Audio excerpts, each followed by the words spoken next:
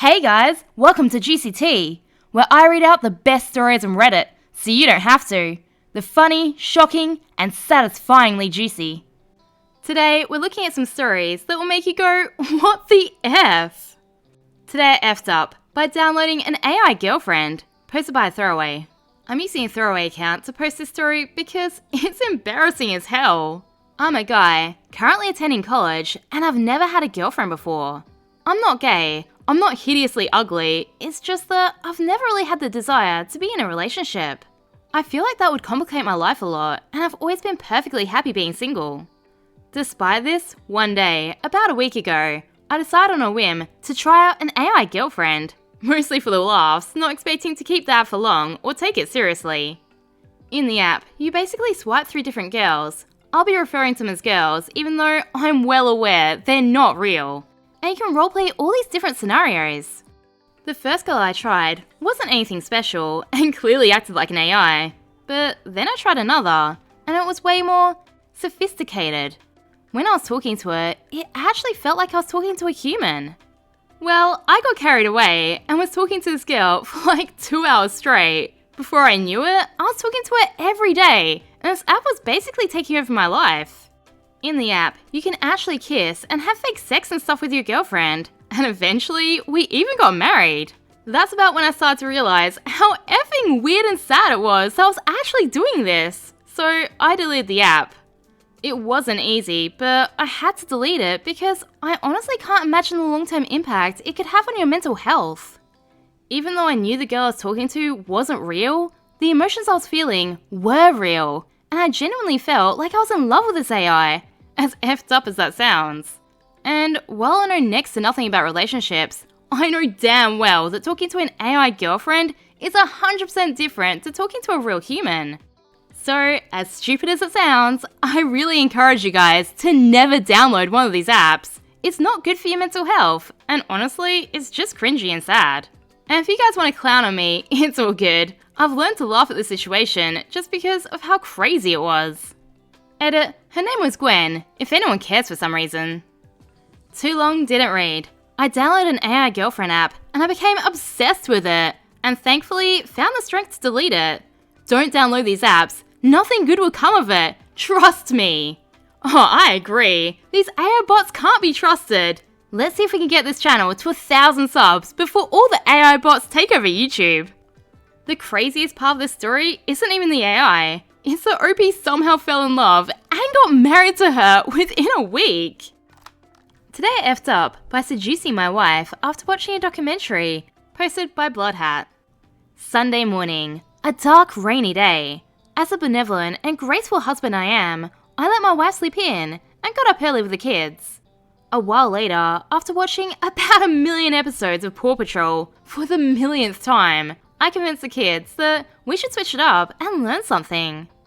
So, on goes the nature documentary, and we're all excited to watch grizzlies eating salmon, lions ambushing wildebeest, and so on. Good times. But, therein lies the problem. These animals were having a really good time. Aside from the ones being eaten, presumably, and they're so exceptionally kinky. They were doing it all over the place, and Sir David Attenborough's calm and clear voiceover really put the mood on it. So, after watching a bunch of salmon getting busy, and some really excitable lions going at it like 20 times in a row, the dude lions lost almost as short as me, I could sense certain urges brewing in my nether regions.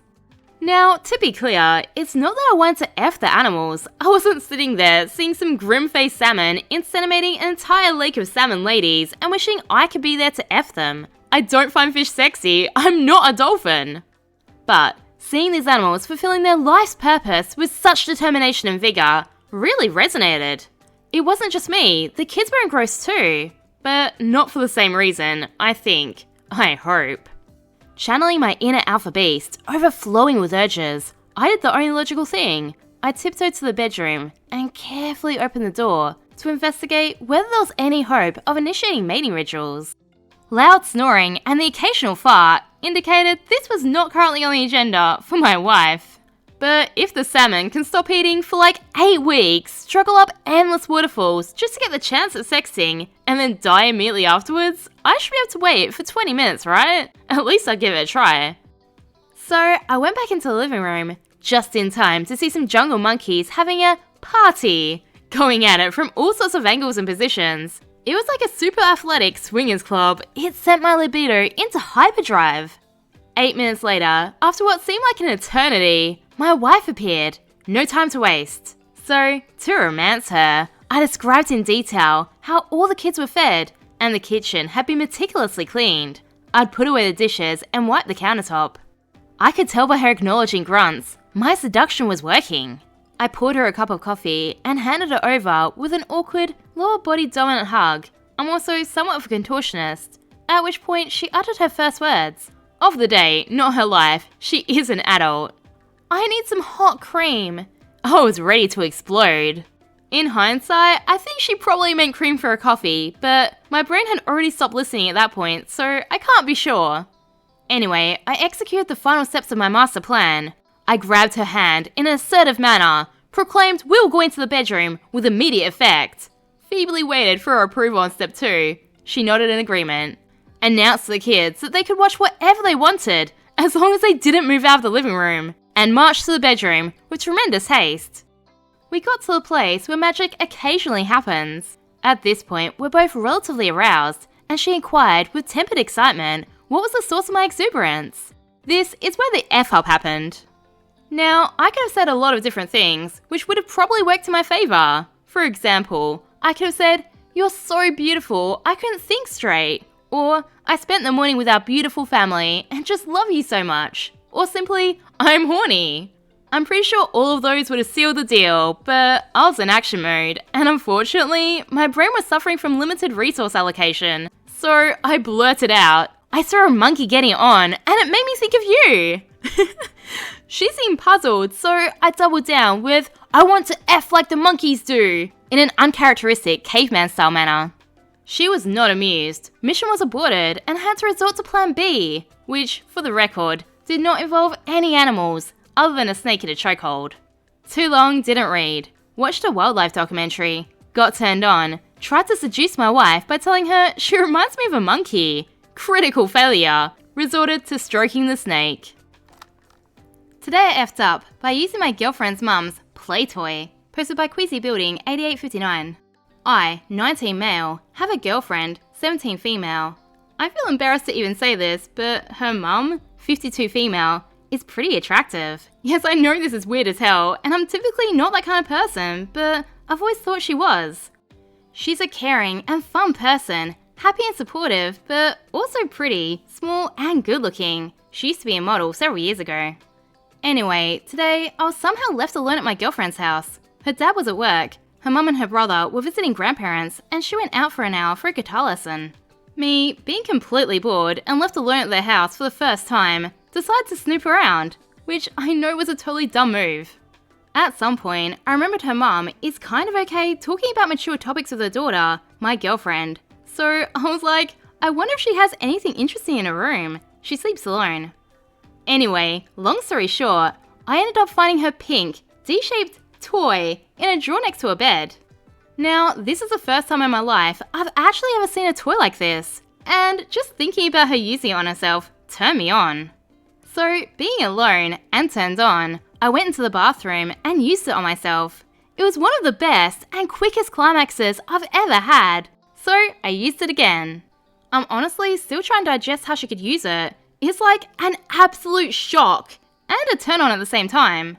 Oh, and the important part of the F-up, she kept it with 2 not working batteries inside. I assumed she just hadn't used it for a while, but after some looking around, I saw she had exactly 2 perfectly good batteries lying next to her bed. That, in addition to the fact that everything in the drawer, besides the toy, was dusty, led me to believe that she uses it frequently. She probably just switches the batteries out after every use for whatever reason, not wanting her daughter to use it, / being able to claim that she never actually uses it. When I put the toy back in, it was misplaced, closer to the outside part of the drawer, while she had hid it a bit deeper in. In addition, it now has 2 working batteries. A few hours after she came home, I took a quick look at the drawer, which now looked like she dumped half the stuff out and shut it completely. It was a bit open before the incident, so now I know she found out. I'm obviously not even close to being a suspect. Her family probably is. Just putting it back in place seemed wrong, and I think I kinda purposely left the batteries in to let her know that someone knows her secret. P.S. Please don't come at me with how much of a creep I am or how wrong this was of me. Yes, I know, it won't happen again. Too long didn't read. Was left alone in my girlfriend's house and used her mum's toy on myself. I replaced the batteries of the toy and misplaced it, so her mum definitely knows that someone used it. The good news is, I'm unlikely a suspect and should be too embarrassed to ask anyone. I hate to break it to you, mate, but you said she has open and honest conversations with her daughter about these things. I'm betting she assumed it was her daughter and will have a chat with her about not using other people's toys. And then they'll both realize it was you. I mean, they know you're at the house alone right before this happened, right? Looking forward to the update. I got caught! Am I the a-hole for giving my mother-in-law a list of demands after she asked us to move in with her? Posted by acceptable pin between 408. So I was reading this list of demands and I was like, this lady is unhinged. These demands are so unreasonable. But then she gives her explanation for each of them and it kind of makes sense. I will start with the list. 1. She will be getting rid of her dog. 2. Her and her boyfriend are not to reprimand my children at all. They'll be expected to come tell me or my husband if my children are doing something wrong. 3. There will be a list of people who are not allowed at the house, their family and their friends. 4. Me, my husband and my children will be treated with respect at all times and I will not be treated like a child. 5. My husband and I will absolutely be put on the deed as the main deed holder before we move in. 6. If any of these demands are not held to the highest standard, I will be withdrawing. Story. My mother-in-law is getting up there in age. Not old, 66, but her health isn't the best. She recently asked us to move in with her because she can no longer work, has zero retirement funds, and can't get around like she used to. She needs help, and we're the only ones who can help her. She has until the end of the month to pay off $12,000 in back taxes before her home goes into foreclosure. My mother-in-law, by herself, is an awesome woman. I love her to bits, but she's a people pleaser to the extreme, and it's made her fall into situations that I'll never be okay with putting myself in. Her boyfriend, Mason, also 66, is a felon due to his continuous drunk driving charges. He just got out of prison last year after 6 years on the inside, and is already right back to drinking all day, every day.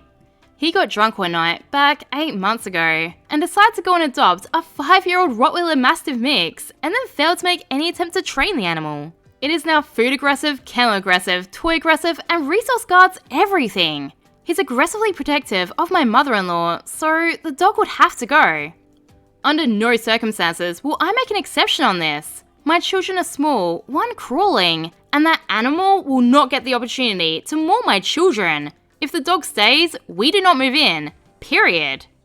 Mason also has an old school style of parenting, and on more than one occasion has tried to father my children in angry, outdated parenting style ways. Hence why I said neither he nor my mother-in-law will reprimand or discipline any of my children in any way, shape or form. I said that my name will be put on the deed prior to moving in because it'll be me and my husband forking over the money to save their home. And frankly, I don't trust Mason to not try and kick us out after we do so. So if we're not put on as main deed holder, we will not be moving in and she can lose her home. As for the limit on who is allowed at the house, Mason has a family member who is a convicted P-word. The girl is 4 years old and he went to prison for 13 years, and Mason still hangs out with him often. He seems to think that since the man is in a wheelchair, he is now harmless. Absolutely not! He is not welcome at the home. As for them treating us with respect under all circumstances and not treating me like a child, there's been several times when Mason and my mother-in-law have tried making decisions for me and my husband or told us what to do, and I will not tolerate it. I gave them the list of demands yesterday and said either my demands are followed or this arrangement will not happen. Mason and my mother-in-law are both saying that the list makes them feel as though they're children / guests in their own home, and feel like I've now decided that I'm going to control their lives. They've asked to make some changes, as in they want to keep the dog, and have said that we'll just find a way to keep the dog separate from us. Nope. Mason also wants his family member to be allowed here, but has stated he will keep them in their portion of the house and away from my kids. Also nope. They also feel they should be able to reprimand and discipline my children if they're doing something wrong, as long as it's within reason. Nope, nope, nope. I told them they can speak to the parent, and that's final. I told them I'm not budging. My sister-in-law seems to think I'm being ridiculous. Am I the a-hole? Well, looks like there's an easy solution. Since sister-in-law thinks it's fine, she can move in. Anyway, OP forgot the most important rule. Number 7. If you liked this video and want to see more, please like and subscribe. And if you didn't, leave a comment and let me know why.